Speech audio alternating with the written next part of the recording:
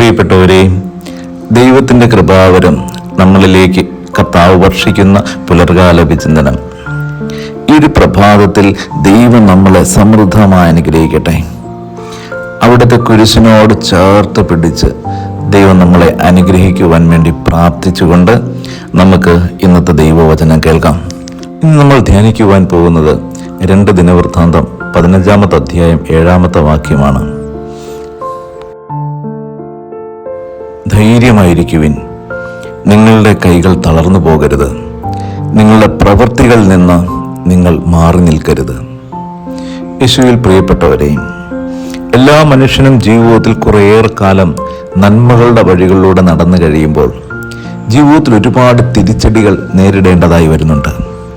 ഒപ്പം നിന്നവർ നിങ്ങളെ തള്ളിപ്പറയുകയും കുറ്റപ്പെടുത്തുകയും ചതിയും വഞ്ചനയും നിങ്ങളുടെ ജീവിതത്തിൻ്റെ വഴികളിൽ നിറഞ്ഞു നിൽക്കുകയും ചെയ്യുമ്പോൾ എന്തിനു വേണ്ടിയിട്ടാണ് ഞാൻ ഇതെല്ലാം ചെയ്തത്, ആർക്കു വേണ്ടിയിട്ടാണ് ഞാൻ ജീവിച്ചത് എന്നുള്ളൊരു ചോദ്യമൊക്കെ നമ്മളെ വല്ലാണ്ട് അലട്ടിക്കളയും. പിന്നീട് നമുക്ക് ജീവിതത്തെ മുൻപോട്ട് കൊണ്ടുപോകാനായിട്ടുള്ള ഒരു പ്രേരണ നഷ്ടപ്പെട്ടു പോകും. നമ്മൾ ആർക്കൊക്കെ വേണ്ടിയൊക്കെ ജീവിച്ചുവോ അവരൊക്കെ നമ്മുടെ ജീവിതത്തിൽ നിന്ന് നഷ്ടപ്പെട്ടു പോകും നമ്മൾ കണ്ടു തുടങ്ങും. അല്ലെങ്കിൽ നമ്മുടെ പ്രവൃത്തികളൊക്കെ നിഷ്ഫലമായി പോകുന്നത് കാണുമ്പോൾ സ്വാഭാവികമായിട്ട് നമ്മൾ നിരാശയിലേക്ക് പതുക്കെ കൂപ്പുകുത്തി പോവുകയും ചെയ്യും. എന്നാൽ ദൈവത്തിൻ്റെ ആത്മാവിൽ പ്രേരിതമായ തിരുവചനം നിന്നോട് പറയുന്നു, നീ ധൈര്യമായിട്ടിരിക്കുക, നിന്റെ കരങ്ങൾ പ്രവർത്തികളിൽ നിന്ന് മാറി നിൽക്കരുത്, നീ പ്രവർത്തിച്ചുകൊണ്ടേയിരിക്കുക, ദൈവത്തിൻ്റെ കൃപ നിന്റെ മേലുണ്ടാകും. എൻ്റെ പ്രിയപ്പെട്ടവരെ, ജീവിതത്തിൽ നമ്മൾ നന്മയുടെ ലോകത്ത് നന്മയുടെ പ്രവൃത്തികൾ ചെയ്ത് മുന്നേറി പോകുന്നത് കർത്താവായ യേശു ക്രിസ്തുവിൻ്റെ നാമത്തിലാണെങ്കിൽ ആ പ്രവൃത്തികൾക്ക് താങ്ങും തണലുമായി നിന്നെ സഹായിക്കുവാൻ നിന്റെ ദൈവം നിന്റെ കൂടെ ഉണ്ടാകും.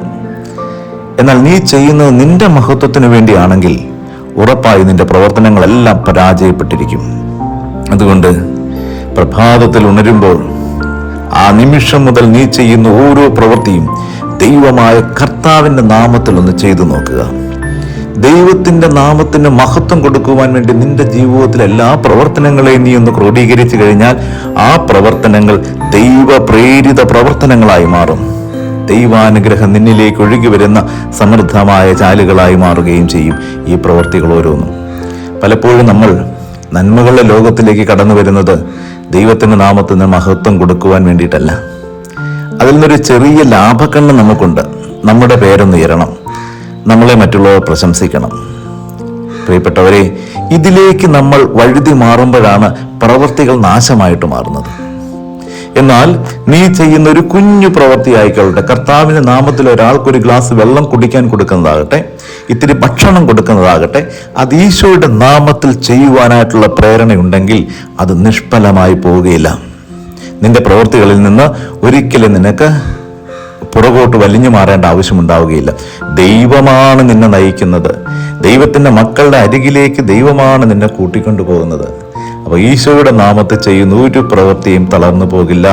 അതുകൊണ്ട് നിരന്തരമായി പ്രവർത്തനങ്ങളിൽ ഏർപ്പെട്ടുകൊള്ളുക. കർത്താവ് നിന്നെ അനുഗ്രഹിക്കും. ഈശോയെ, ഈ പ്രഭാതത്തെ ഓർത്ത് നന്ദി പറയുന്നു. അവിടുത്തെ മാർഗത്തിൽ ചരിക്കുവാൻ എന്നെ പ്രേരിപ്പിക്കുകയും പഠിപ്പിക്കുകയും ചെയ്യണമേ. അങ്ങനെ ചേർത്ത് പിടിക്കുകയും ചെയ്യണമേ. ആമേൻ.